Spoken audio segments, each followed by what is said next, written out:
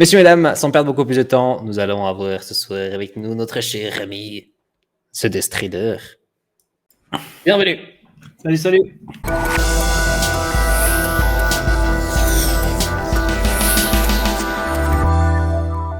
Comment vas-tu? Ça va, et toi? Ouais, très bien, nice.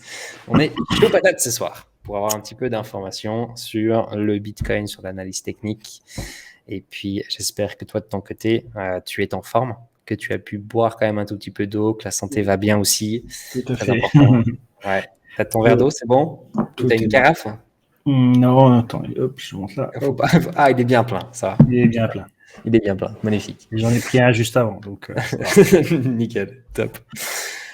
Comment ça va depuis la semaine dernière? Qu'est-ce qui s'est passé un tout petit peu avec ce marché? Alors, je crois que le prix est à peu près le même. Je ne me rappelle plus exactement, il y a 7 jours. Ouais, on est à peu près à la même chose. On avait dit simplement un plan où on avait 2 jours de baisse à peu près, et puis on s'attendait un petit peu à un rebond accéléré. Et au final, qu'est-ce qui s'est réellement passé? On a eu les chiffres de l'inflation US qui ont été plutôt bien perçus par les marchés. Donc la chute là où on pensait, eh bien, ça a donné un petit élan. Et maintenant, il faut essayer d'estimer cet élan, regarder cet élan s'il est réellement, s'il est sain, serein. Au mouvement qu'on s'attendait, puisqu'on s'attendait plutôt à une baisse vers 21 004. Baisse n'a pas été réalisée dans les 3 jours qu'on avait dit, et on va essayer de voir un petit peu maintenant, eh bien, est-ce que cette baisse peut toujours se faire? Quel impact d'une telle baisse sur le mouvement? Est-ce que ça va changer la donne? Est-ce que ça ne changera pas la donne même si ça descendait à 24 004? Je sais qu'il y a pas mal de choses qui circulent à droite à gauche d'un piège, d'un bull trap, d'une configuration chartiste qui est plutôt baissière. Même en discutant un peu avec certains aspects fondamentaux, il manque une petite jambe de baisse encore sur. Donc on va essayer de voir un petit peu, toujours en étant factuel. Est-ce que effectivement il y a des choses qui se sont mises en place? À quel moment et à quelle cassure, quel niveau de prix, eh bien on peut commencer à s'inquiéter? Et si on s'y inquiète, jusqu'où ça pourrait descendre? Voilà. C'est un peu ça qu'il faudrait qu'on réponde ce soir. Magnifique, nickel. Ouais, c'est vrai que je pense, alors pour les personnes, c'est vrai que maintenant, on est monté à peu près juste en dessous de 25 000, donc un tout petit peu d'espoir. Finalement, on redescend. Maintenant, ça fait quand même plus d'une journée qu'on est de nouveau autour des 24 000. On ne sait pas vraiment ce qui va se passer. Est-ce qu'il y a cette possibilité qu'on va quand même rechercher plus bas ou pas? On a dépassé le 13 août. C'est une date qui était vraiment importante. Ouais. Donc maintenant, en effet, au maximum d'informations qu'on peut réussir à ressortir du marché, je pense qu'au mieux que c'est pour tout le monde. Donc ça va vraiment être super intéressant. Il y a, ouais, en effet, je pense que t'as bien pris soin de ta barbe, comme tu l'avais promis la semaine dernière. Je l'avais promis, hein. Ouais, tu l'avais dit. Magnifique. Mais bon, elle est toujours aussi blanche. T'as pas demandé au barbier de faire une petite teinte? Non. Il y a un côté, garde un côté naturel. Ouais, t'as bien raison. T'as un faux contact avec ta caméra, mon ami. On dirait, hein. Je sais pas comment ça se fait qu'il s'éteint et qu'il se rallume à chaque fois. Je vais juste vérifier comment ça se fait. J'ai oublié. On dirait qu'il est bien. Il devrait être bien allumé, hein, dis donc. Je comprends pas. Bizarre. Bon, on va voir ce que ça donne. Ok. Est-ce que tu as aussi pu travailler, donc on est en train aussi d'apprendre petit par petit aussi des nouvelles personnes qui sont en train d'arriver aussi dans l'équipe, parce que l'équipe est en train de grandir aussi chez Cryptologique, donc ça fait vraiment super plaisir. On aura aussi une personne comme Flo pour le côté de la rédaction. On va avoir aussi Tintin qui est là dans le chat avec nous, qui est sur le côté macroéconomique. Je sais qu'également vous avez pu déjà partager aussi un tout petit peu. Je crois qu'on en avait déjà un tout petit peu discuté aussi la semaine dernière. Pour les nouvelles personnes qui n'étaient peut-être pas non plus là la semaine dernière, est-ce que tu peux peut-être toi dire un tout petit peu quelle est ta vision entre quelle est peut-être la synergie que toi tu peux avoir en tant que rechercheur, en tant qu'analyste et une personne qui fait de la macroéconomie? Si tu peux montrer peut-être quel est peut-être un petit peu le lien entre ces deux et quelle est la plus-value qu'on peut en retirer? Je veux dire, chacun regarde le marché d'une manière différente, mais au final tu regardes la même chose. Et c'est ça qui est intéressant, c'est que d'un point de vue macroéconomie, en gros, nous on cherche pas en analyse technique à savoir pourquoi le marché il fait ça. D'accord. Le marché, il va jusqu'à un certain point. Nous, on détecte les zones, sommet, creux, où est-ce que sera le prochain creux, où on essaye d'estimer où sera le prochain creux, le prochain sommet, et ainsi de suite. Si le marché y va, il y va. S'il y va pas, on tire une autre information et on continue à regarder au fil de l'eau les graphiques qui s'alignent, les bougies qui s'alignent les unes derrière les autres. Alors, macroéconomie, on va essayer de comprendre un rouage qui fait que c'est cyclique. L'économie, elle réagit à des, on va dire, à des stimuli, à des choses bien définies.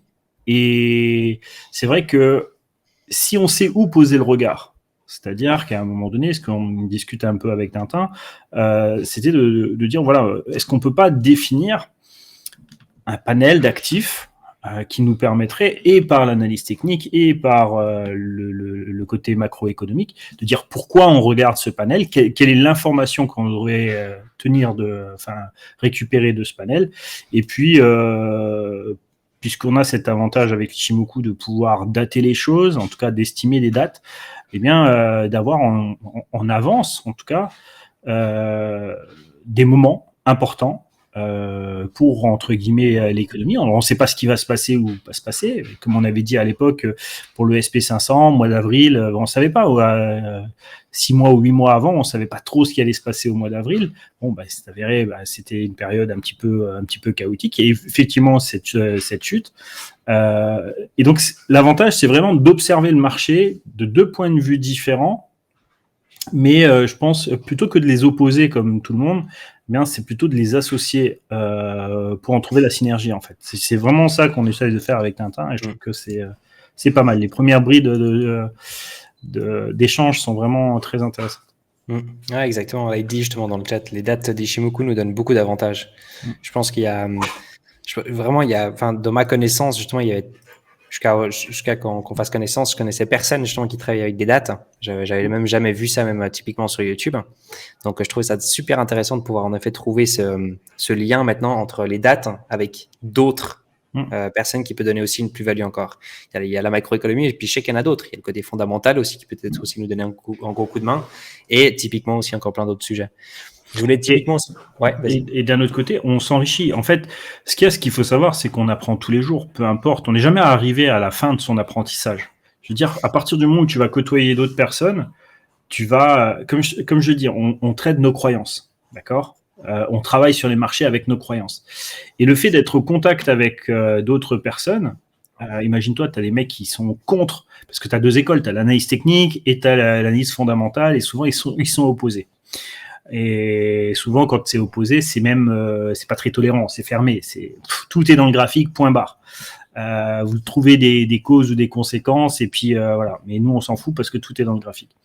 Et quand tu es assez ouvert d'esprit, que tu côtoies des gens qui t'expliquent leur point de vue, leurs croyances à eux, et sur lesquelles tu en tires un bénéfice, bien, cette croyance-là, il y a une partie que tu t'accapares, et en fait, tu progresses, tu continues à grandir, tu continues à collecter de la data, de la connaissance que tu échanges, que tu partages, et avec d'autres personnes issues de la communauté, avec d'autres horizons, et bien en fait, c'est ce bouillon de culture, en fait, cet échange-là qui continue et qui fait qu'en fait, tu progresses et tu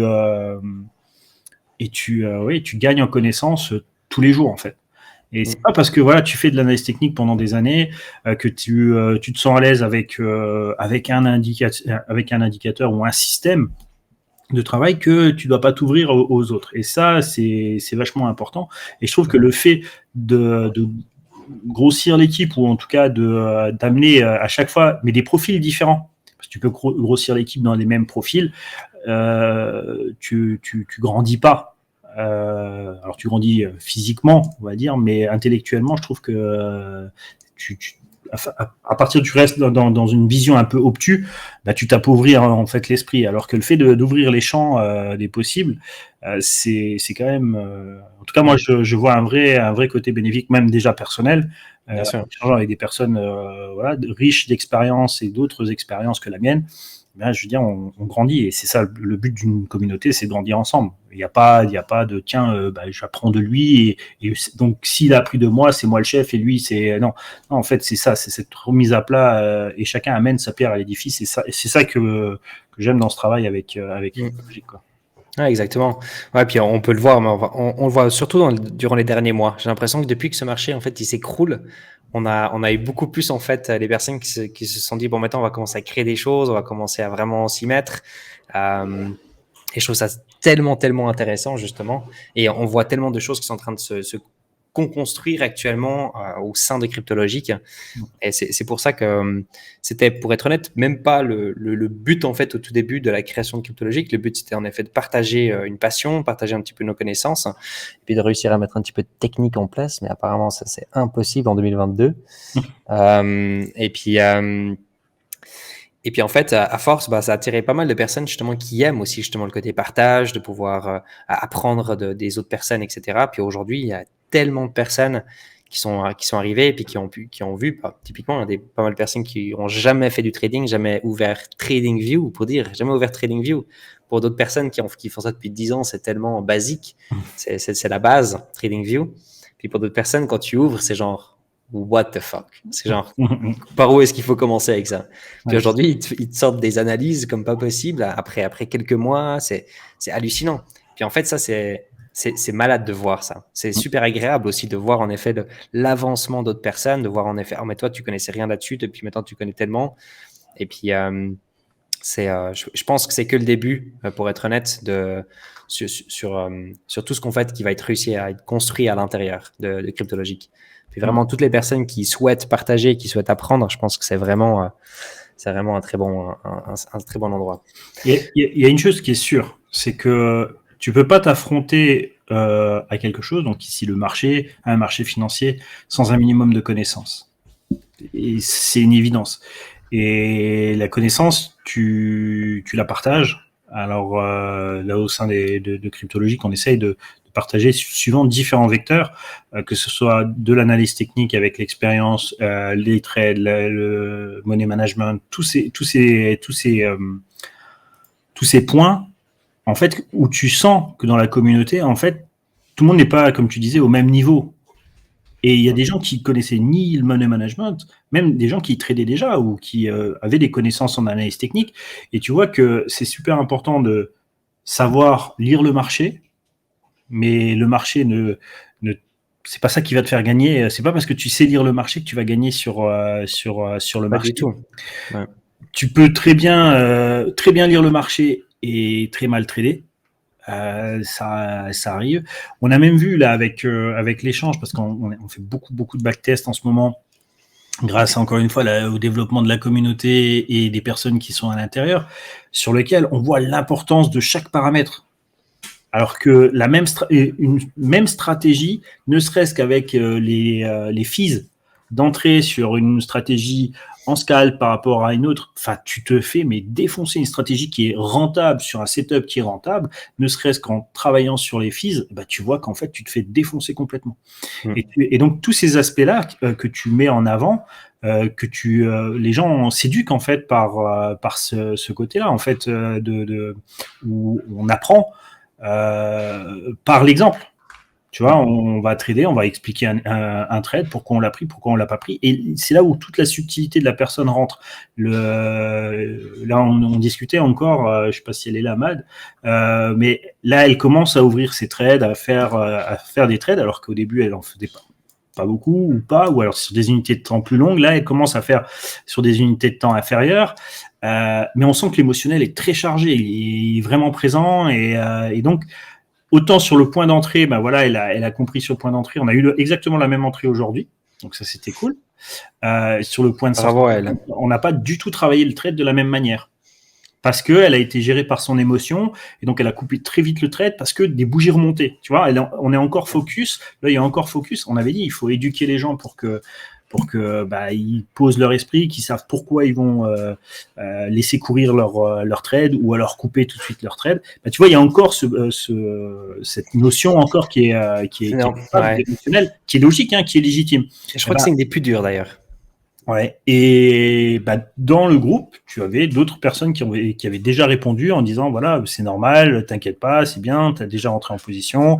Au début, c'est l'émotionnel. Commence à mettre par rapport à ton analyse, ça peut être une zone par rapport à l'analyse technique que tu as fait, ça peut être un suivi d'un stop, un stop suiveur. Enfin, on a donné des conseils et je pense que ça, c'est encore une étape qu'on va voir après tous ensemble sur cet aspect. Donc, on échange vraiment ensemble et c'est seul dans ton coin, tu peux progresser, mais c'est lent.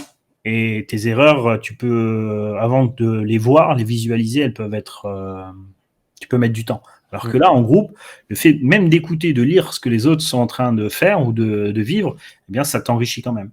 Et ça, c'est super important. Ouais, je suis tout à fait d'accord. C'est exactement ça. Ouais, je suis désolé pour la caméra. Je pense qu'il y a un mode veille, en fait, comme quelqu'un a dit sur le chat, mais donc je vais régler ça directement après. Mais c'est super intéressant. Puis je pense que c'est un gros problème. Moi, j'ai ça typiquement aussi, hein, pour être honnête. Même quand j'ai ma stratégie, je fais typiquement maintenant aussi des tests et je trouve ça super intéressant. Pendant que je fais mes tests aussi, il y a pas mal de choses des fois que j'apprends encore. Et il y a des fois où c'est ma pulsion de ma connaissance dans la crypto qui fait. Dans le sens où je me dis, j'ai ça comme connaissance, enfin, j'ai ça comme information dans mon cerveau. Par exemple, je donne un exemple, c'est, tu fais par exemple du trading le 13 août. Ton information, c'est, tu étais sur un laps de temps de 10 jours, imaginons, puis c'est la fin d'une tendance baissière. Je donne un exemple. Eh ben, le 13 août, tu fais, je sais pas, je donne un exemple, tu fais un long, et puis tu commences à prendre ton bénéfice, puis tu as atteint un certain prix que tu te dis, ah bah là, de toute façon, logiquement, il va retracer. Eh ben, psychologiquement, tu dois réussir à dire, bah, c'est pas mon point de sortie. C'est pas la stratégie. Mon point de sortie, ce sera mon stop loss qu'on y touchera avec le temps de neuf, etc. Eh ben, ça, il faut réussir à le faire parce que des fois, tu dis, je vais vendre parce que j'ai peur de moins pouvoir gagner, etc. Et c'est à ce moment-là où, en fait, où on trade avec nos émotions et on ne trade plus avec une stratégie. Même quand on a fait un gain, on a l'impression que c'est bien, mais ça change absolument la totalité, en fait. Donc, il y a un travail énorme à faire sur la personnalité, ça c'est clair et net. Mais je voulais aussi parler encore d'une dernière chose aussi, après peut-être qu'on parte sur les charts. Je vois qu'il est déjà 22 heures, mon Dieu, c'est passé vite. Je suis aussi un petit peu en rapport avec le temps, puis tout ce qu'on discute là, c'est les options. On avait une fois, c'était il y a peut-être 4-5 mois, peut-être un petit peu plus, je ne sais plus exactement, on avait regardé ça un tout petit peu de temps en temps. Je trouvais ça en effet très intéressant. Oh là là, c'est un truc de fou ça. Ma caméra elle est full charge. Je pense que je dois changer un truc après. Je suis désolé. Quel est ton... Alors je sais que tu n'as pas eu... Voilà, non seulement toi, mais tellement de personnes aussi en interne qui sont occupées avec tellement de choses différentes. Est-ce que les options, tu penses, c'est quelque chose qu'on va pouvoir peut-être aussi essayer d'apprendre? C'est quelque chose qu'on peut partager aussi peut-être par la suite sur les lives, quand tu auras peut-être du temps par la suite, pas aujourd'hui, mais peut-être dans plusieurs mois. Parce que je pense que ça peut en effet apporter une plus-value sur une stratégie, je pense. Il y a un lien énorme avec les dates quand même. Après, voilà, c'est les options, c'est options à terme. D'accord. Donc, qui dit terme dit une date à laquelle on pense et on estime le prix à aller à un certain endroit. Souvent, on va l'utiliser pour se couvrir par rapport déjà au portefeuille qu'on peut avoir. Si tu détectes, comme on avait dit à l'époque au mois de novembre, que le marché est risqué de baisser, que tu étais chargé sur ton spot, et bien que tu ailles sur les options pour faire un put dessus, ça aurait été intéressant. D'accord. Donc, effectivement, je pense que c'est un aspect dans son arsenal à connaître et à avoir. Donc, c'est un domaine encore un petit peu différent par rapport à ce qu'on voit globalement sur nos trades, parce qu'il y a plein d'autres, il y a plein de stratégies différentes qui existent, des façons avec le temps, mais je pense que ça peut être intéressant effectivement d'aller dans ce domaine-là, d'apprendre ensemble quelle est l'utilité qu'on pourrait en faire. Ça peut être intéressant et c'est un domaine. De toute façon, je veux dire, on n'a rien à se priver. Enfin, je veux dire, on n'a pas à se dire on n'y va pas parce que ça. S'il y a une envie, s'il y a un souhait de la communauté de se dire tiens, pourquoi on y va ensemble. Il y a de la connaissance sur Internet, il y a de la connaissance à avoir dans certains livres, certaines choses. ben, on y va. On met les choses en place, on crée une petite équipe de travail de ce côté-là, et quand on a quelque chose de cohérent et d'explicable avec, on va dire, simplement, avec des stratégies qui ont été évaluées et ainsi de suite, bah oui, pourquoi pas venir après expliquer tout ça, quoi. Ouais, clairement, je pense que ça peut être clairement une plus-value en effet pour. Puis même si on n'y fait rien avec, au moins on a la connaissance. De toute façon, voilà, ce que je veux dire, c'est peu importe ce qu'on fait, on donne notre point de vue. Cryptologique, ça a toujours été ça. Je veux dire, on n'est pas influencé par d'autres. D'accord. Et on donne notre point de vue. Ensuite, c'est nos croyances. C'est comme je le dis, nous, on croit à ça, donc on vous le dit, on échange avec vous. Vous n'êtes pas d'accord avec ça, on échange, on débat et on se dit, OK, d'accord, vous arrivez à nous convaincre, on change un petit peu notre fusil d'épaule, on fait. C'est un échange, je veux dire, c'est un modèle de communauté sociétale, en fait, au final. Exactement. Donc voilà, donc, si on souhaite aller dans ce domaine-là, eh ben, on y va, on apprend, on échange et on construit. Ouais, c'est exact. Why not?